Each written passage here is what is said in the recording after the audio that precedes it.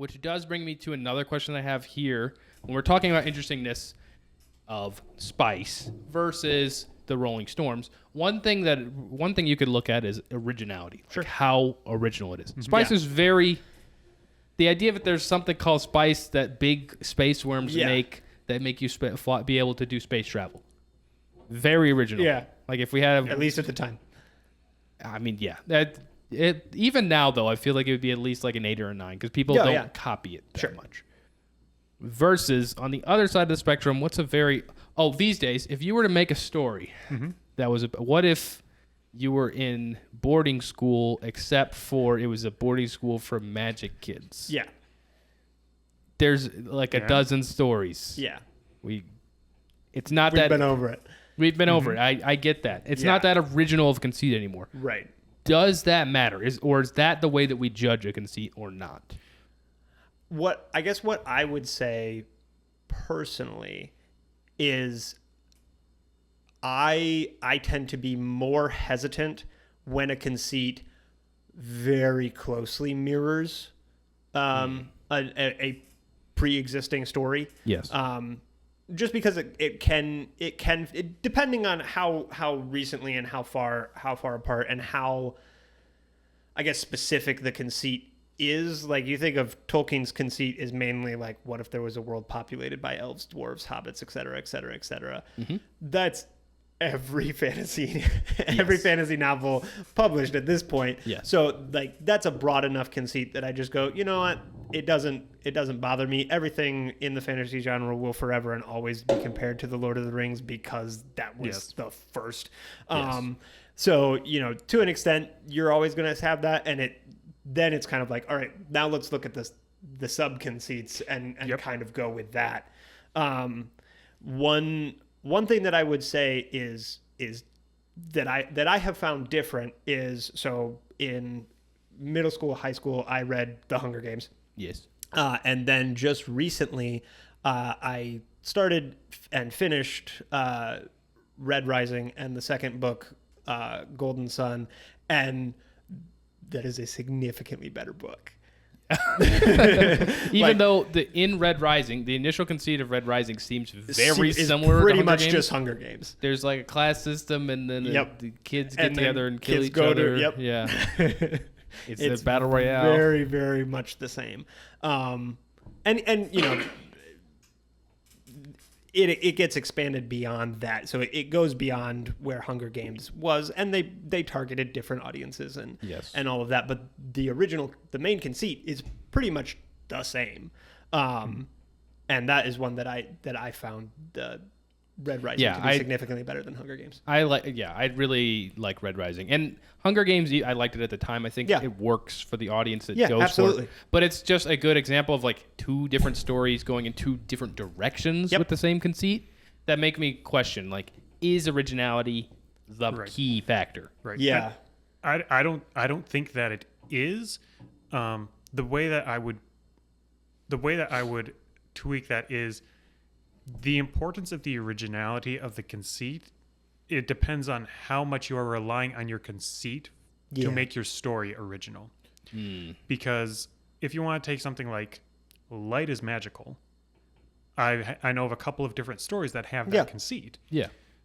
And even though there are a lot of similarities in that, both of them have so many other sub-conceits and other things working together in the story that it leads to a different... Two independent stories that can both stand on their own merits. Now, is one much better than the other? Yes. I don't think Brandon Sanderson is...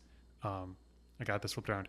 I don't think Shad Brooks is as good as Brandon Sanderson at writing. Yes. But at least like the two stories are, okay, I can see where one person might enjoy this story, but not this other one, or vice versa. Yes. Sure. Or even taking a less fantastical approach is something like you are a German soldier in World War One. I know of a couple different books, very different tone of one of these takes that conceit and is, okay, here's the futility of war and just how hopeless this all is. Exactly. And, you know, I'm looking forward maybe to the day I get to go home, maybe, but I don't know. I don't really care. All my friends are dead. And then he ends up dead in a ditch. Yeah. And the other one is, I'm a commander and we're going to go make things happen. Yeah. It's it's true. And like where you take it matters a lot. Yep. How you take these different pieces matters a ton. And in general, like in the case, a lot of cases that we're bringing up, the non-originality is actually kind of a selling point. It's how you get the audience interested. Yeah. Hey, Yes. did you like Hunger Games? Yep. But you are older now. Right. Or you are a male person. Red Rising is Hunger Games, but like for guys. Yeah. And in the case of this, it's like, hey, are you interested in German soldiers in World War I? That's like the core audience of of both of those books. And so it's like, originality matters, but people also like things they know. So it's like the conceit has to have enough legs. Yep. Yes. And so there will still be 1,000 stories that are set in a magical boarding school. Yeah. One thing that I will bring up to once again harp on our beloved Star Wars of, episode 7 comes out and it's just episode 4 again. Yes. Mm-hmm. I think that is a level of there was no originality. The only originality is the nouns of like this person's name, this planet's name. I did like a couple of the new nouns. There was at least one or two things that was okay, but almost nothing. But very much yes. it trod the same path, and I think part of it has to do with it's in the same universe, so people are much quicker to pick up on that. But it got significantly harped on for that. It did, and I don't think that harping is entirely unfounded. It's just the same thing again. You do need some level of originality. Like if you were to take the Hunger Games and re-release it as the We're Hungry Games, and it's the exact same story, but instead of Katniss, it's like catnip or something. Right. Then people wouldn't be as interested. Yeah. You play unless you went full on parody with it, in which case that has a market of its Hunger own. Games, the Mel Brooks version. Yes.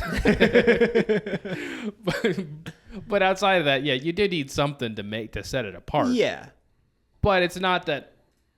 But again, it comes back to what makes a conceit good or bad is more the story you tell with it. Yep. Even though base conceits can be better and worse. Yeah. Originality is just part of the recipe. Yeah. And I don't think it has to be overarching. It's really, really, really hard to come up with something that's entirely unique at this point. Like some of the stuff that I've written that I'm like, I've never read something like this. Then 2 months later, I read something that's like, I just wrote that, and this book has been out since 1987. Yeah, I've had the exact same thing in our writing group where I'll write something. I'll be like, this is interesting. I should bring this to next writing group. And then I show up and somebody else has already written there is basically the that. exact same thing. I'm like, okay, right? it's like something else. Yeah, you pitch it to someone and they're like, oh yeah, this is just like this thing. Oh. Yeah. Even in your own stuff, you'll be making something, you're like, wow, this is really cool and original. And then you remember, actually it's just this. My subconscious just cribbed this from something I did. Yep. In a way though, that's like all of our ideas. Yeah. At some point we're cribbing from something. Yeah, and I think the important thing is what you then do with that. Mm-hmm. Having a world that is similar to another world is totally fine as long as like your characters' choices, personalities, and what they do are different. I think that's a very reasonable place to be.